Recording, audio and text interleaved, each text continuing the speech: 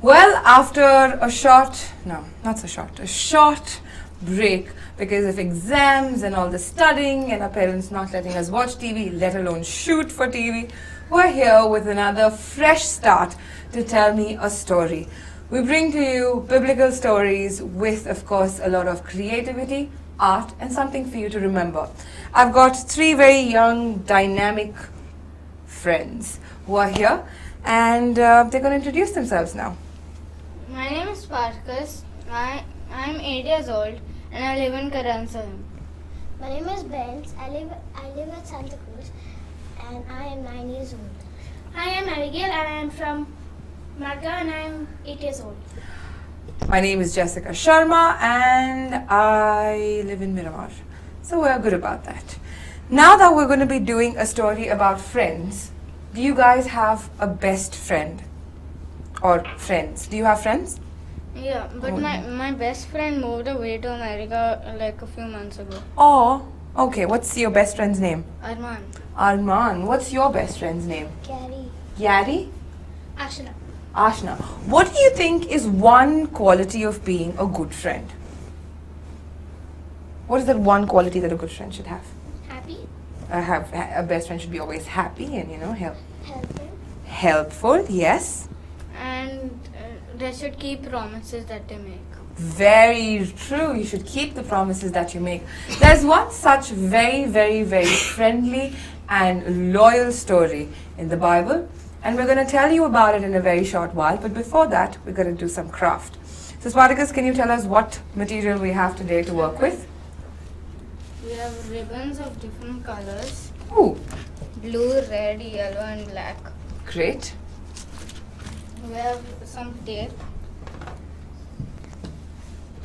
A pair of scissors. A ruler. Some glue. And a pen.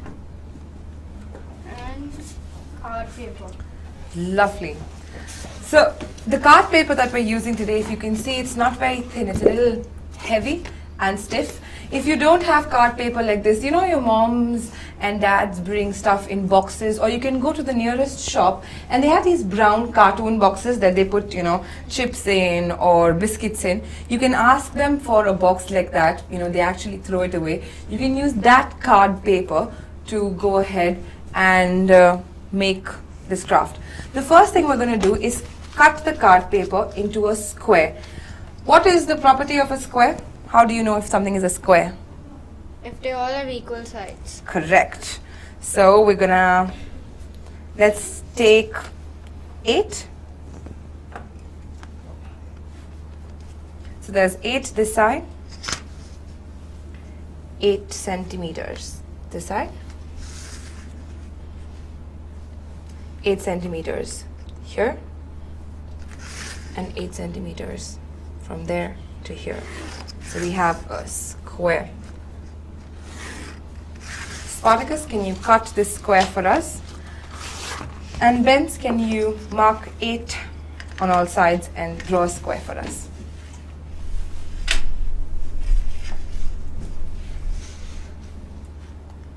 And there to here is 8 centimeters. Very good.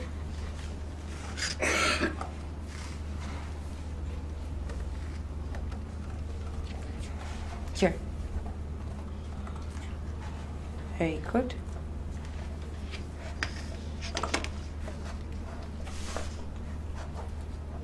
Very good. So we're looking at yet another square.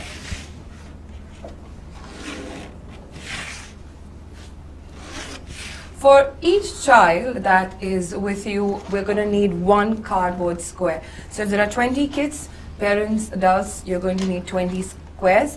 And if the child is very small, below the age of 8 years and below, I would suggest that you cut the square and give it to them. We're looking at a square. It could be an 8 by 8 square, or it could be, of course, 12. The bigger, the better. And if the cardboard is small, you can give them a small square too. So that is the square we're looking at. We're going to need 4 of these. And why don't you cut this one?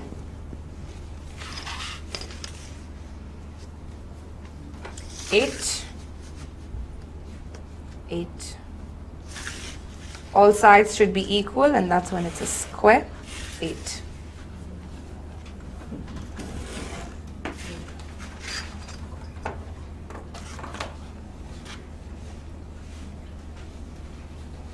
Make sure the edges are clean and the cardboard is strong. Can I help you with that?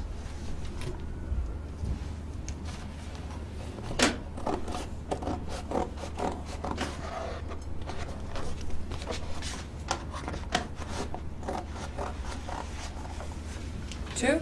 Abby, I'll cut one for you and for myself together.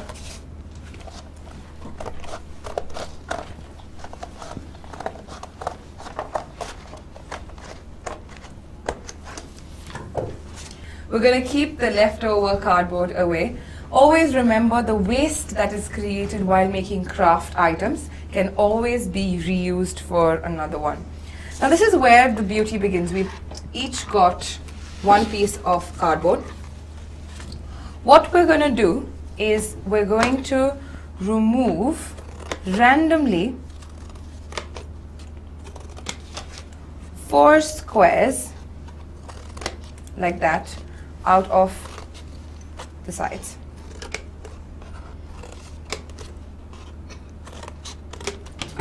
So you're left with something like this. You just remove a square from the side, a small square from the side, and from 4 sides. There you go. If you want to be precise, just from the edges, we're going to remove the 4 corners. It doesn't have to be exactly the same size.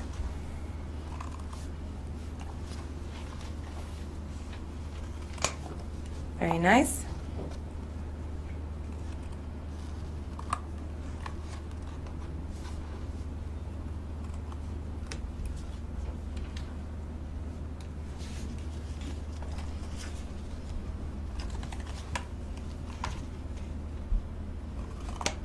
Yay! There you go.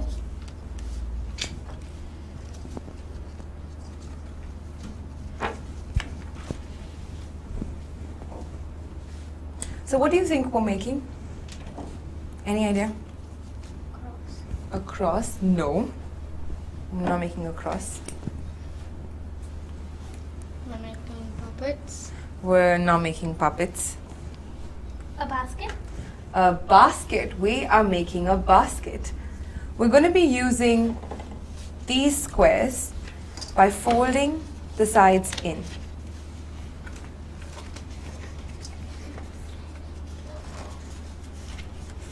Like this. So you're going to take the corners that you have removed, you're just going to fold it in to make it look like a square. Can you try that, Spartacus? Very nice. Oh, goody. Go, Abigail. Fold the sides in. Oh, great.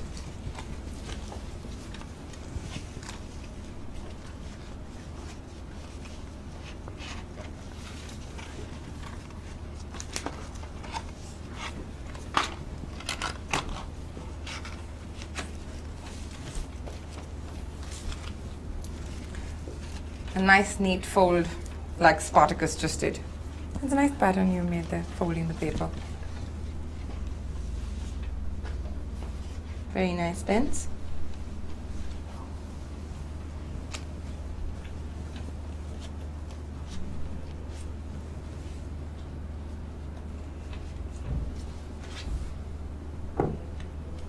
Very good.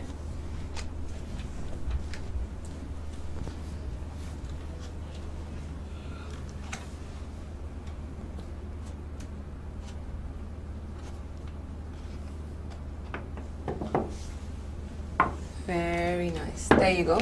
So now we've got a fold like that. Fold. Very good.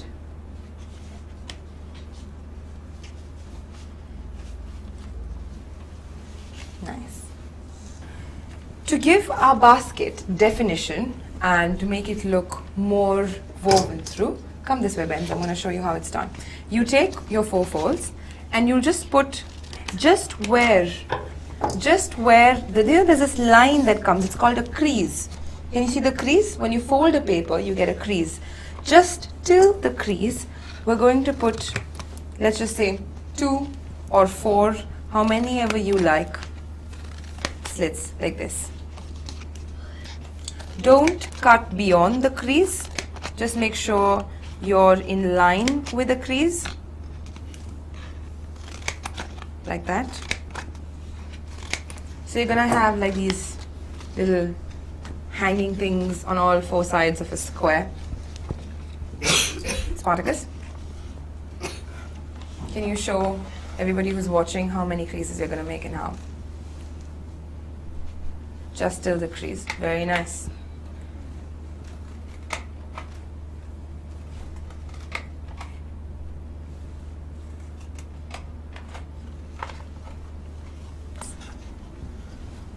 There can be any number of cuts that you can make. They can be all different sizes, they can be shapes, as long as you are getting it just to the crease. This being the crease, don't go beyond the crease into the square. Spartacus has made about 1, 2, 3, 4, 5 on each side.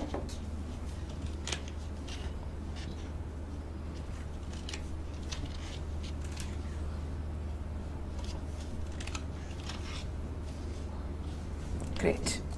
There you go, Abby. So, Benz, how many do you plan to make? 5.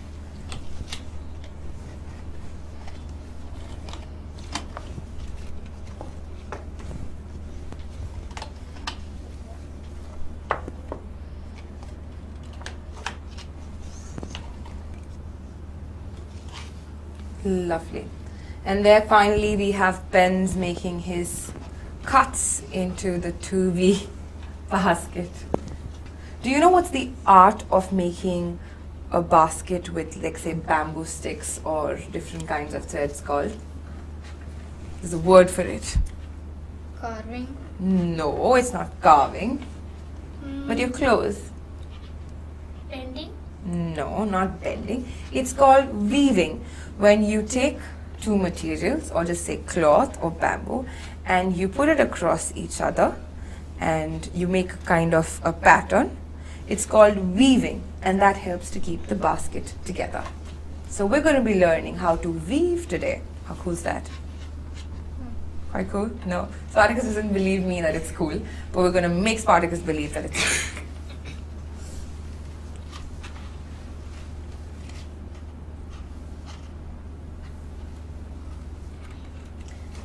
Weaving is an art that, have you seen Goan houses? Yes. And they have these thatched roofs with palm leaves, molan they call it.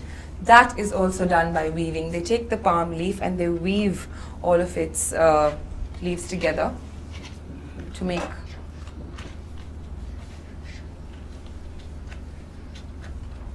Ooh, there we have Ben's coming to the completion. Yay! Okay, the major part of the work is done, and now we can just enjoy weaving a little bit. I'm going to show you how weaving is done in its most simple way. Can I take yellow? Pens, you have the red color. We'll need, even if you do not have ribbon, but you've got an old piece of cloth or different kinds of t-shirts. You know, we have old t-shirts that we have to throw away. You can make long strips of those t-shirts and use it too, but we're using ribbon. You take one end of your ribbon, the first end of the ribbon, and you take a piece of tape or glue, whatever you please, and tape it like this to one right at the bottom, like that. Just one. Take, we're gonna tape this to this now. You tape it to one part of it. Go ahead, Spartacus. Go ahead, Benz. Tape. There you go. You put it here. The ribbon and the tape. Come here. All right. A little bit of tape and to one end, like that. So you have it. Now all you have to do is take your ribbon and go in and out on all your cuts. So in on one and out on the other. In and out. In and out. In and out. In and out. In and out, yes. And it needs to be right at the bottom, right where you started. Great.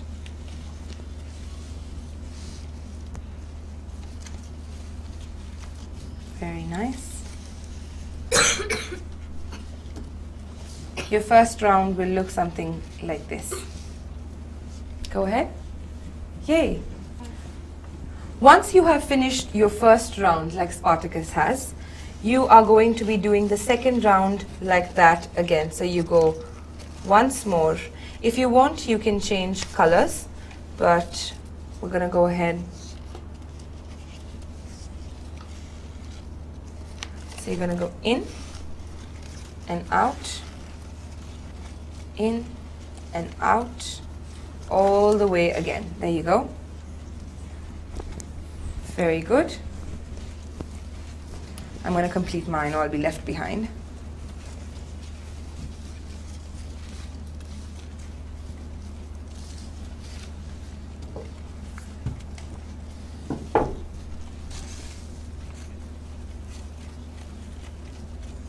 You kids are better weavers than I am. Look at me. Trying.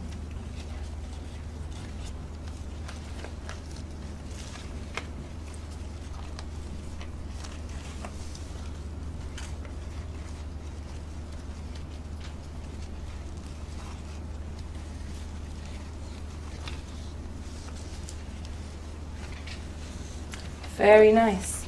So now that you've reached one end, come this side, Abby. Once we've reached here, make sure that it is nice and tight, okay? That your weaves are well held together. If they're becoming a little loose towards the edges, you can just pull your string. Very good, so that you get a nice square. Very nice. Forward and back all the way through. There you go. Very nice, Benz. You keep doing it through the entire weave so that you get a nice woven basket. There you go. Make sure your string is tight. Pull it tightly so that it doesn't leave loops behind. There you go. All the way through again. So this is what it already starts looking like. You get weaves like this. You just have to keep doing it all through again.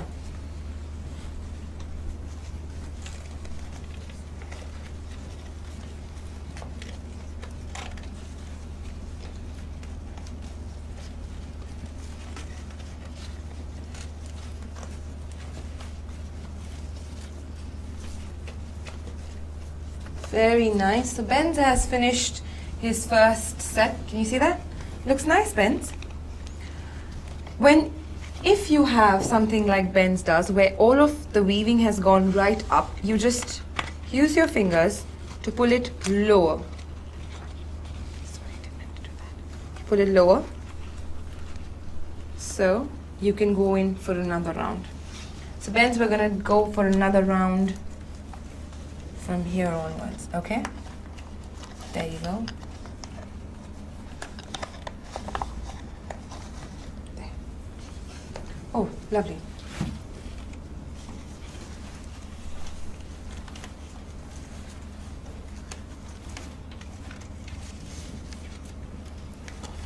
Okay, there we have. Abigail has finished 2 lines of weaving. High five. Come this side.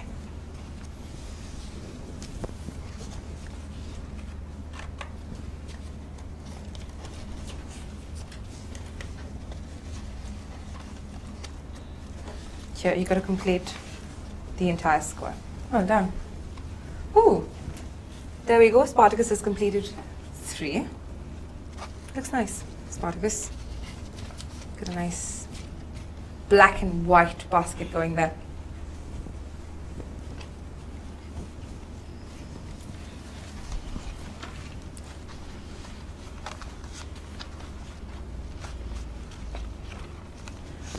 When you feel like you have completed, like I think I have, your basket, you take a pair of scissors, cut the edge, and tape the remaining to one side. No.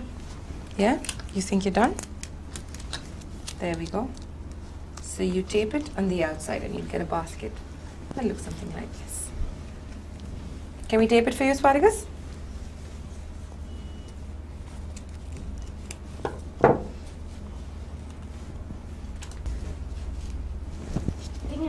You're done? Perfect. So we cut an edge.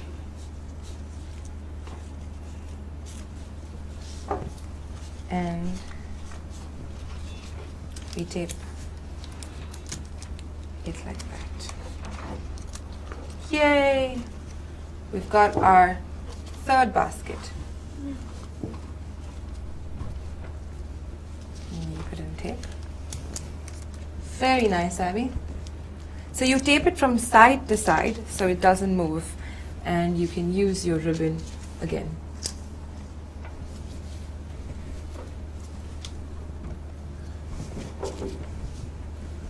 There you go, side to side.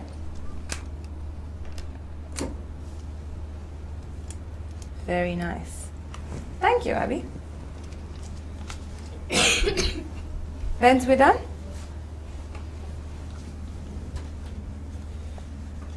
Yeah, we can put it here. Can I have the scissors, Spartacus?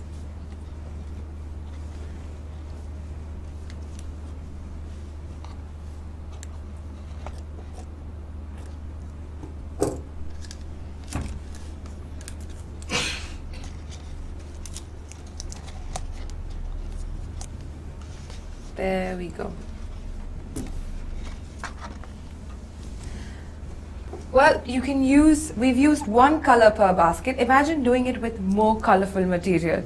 You can use ribbons and strings, shoelaces, whatever you have that is stringy and long, you can use it to make your basket. You, of course, can put stickers on it and make it your own. You can use these to keep your jewelry, if you're a girl, your stationery like pens, pencils, erasers on your art table, or you can even gift it to a friend. The story that we're going to be telling today has a lot to do with a basket. What are the uses of a basket? To add food in it. You can keep food in it. Flowers? You can keep flowers in a basket. You can keep anything small. Yeah, that's correct. You can keep anything small in a basket. But, in the olden times, they used to use baskets to store food, as Abigail said. And they used to collect all the food, the grains, the rice, the wheat, in baskets first. So, the story that we're going to be telling today is of a very good friend called Naomi, who stood for her friendship and her relationship and went to collect food in baskets. So are you ready to hear the story and tell the story to everybody who's watching? Yes. In the story of Ruth and Naomi, the basket plays a very important role. It denotes for all the hard work that Ruth put into collecting grains of food that were left behind by the farmers. Ruth took this basket full of grains and went back to her mother-in-law Naomi and shared it with her. And that is a true sign of friendship, caring, and sharing. In a place called Moab, there lived a nice family. Elimelech, his wife Naomi, and their 2 sons moved there because there was more food than where they used to live. After a while, Elimelech died. But Naomi wasn't alone. She still had her 2 sons too, which married 2 Moabite girls. Then after 10 years, the sons died too. But Naomi wasn't alone. She still had her sons' wives to keep her company. Naomi called her sons' wives and told them, I am going back to where I used to live, and I would like you also to go back to your family, where you used to live. May God show you kindness as you have showed me. All the women cried and hugged each other because they were such good friends. Orpah didn't want to leave Naomi, but Naomi told her not to worry, she would be fine. So Orpah left to go back to her family. But no matter what Naomi said to Ruth, Ruth just would not leave. Go to your family where you belong to. Don't ask me to leave. Where you will go, I will go. Where you will stay, I will stay. Your friends will be my friends. Your God will be my God. So, Ruth and Naomi set out their journey to Bethlehem. It was good for Ruth to come along with Naomi because she cannot travel all the way to Bethlehem all by herself. It was harvest time, so she worked in the fields, following behind the harvesters, and picked up any barley that they had dropped. The owner of the field came by to greet the harvesters and noticed Ruth in the field. He asked one of the harvesters who she was and what is she doing here. They said she has come back from Moab with Naomi. That's all I know. Lucky for Ruth, the owner of the field was Boaz. He was a kind man who believed in God. He also had been related to Elimelech. Remember Naomi's husband? Boaz went to go talk to Ruth. He said to her, don't go and work in any other field, but stay right here with the other servant girls. I will make sure you are safe, and whenever you are thirsty, go and drink water from the jars. When Ruth heard this, she bowed down to Boaz and asked, why are you being so nice to me? I'm not even from here. Boaz replied, I know what you have done for Naomi. You left your family and moved to a place you've never been to before. May the Lord reward your kindness. Ruth thanked Boaz and continued to work in the hot sun, collecting barley in her basket. Boaz even ordered his workers to drop extra barley so Ruth could have more for herself. Ruth took all the barley home and shared what she had with Naomi. And eventually, Ruth married Boaz, and everyone was happy. Being a good friend takes a long time to learn. A good friend is loyal, which means you keep your promises, and sometimes when you don't feel like being a friend, you are anyway. Sometimes our friends aren't perfect, and they make mistakes. But we make mistakes too, and we don't want our friends to leave us when that happens. God gives us friends when we need them, and we should treat them like a gift from God, just like in the story. Naomi could have insisted the women come with her, but she unselfishly wanted them to be free and go home to their families. And Ruth had such a good attitude and wanted to help. She moved away from everyone she knew and went to help and work with Naomi. She didn't tell everyone what a good friend she was. She knew that she should be a friend like God wanted her to be.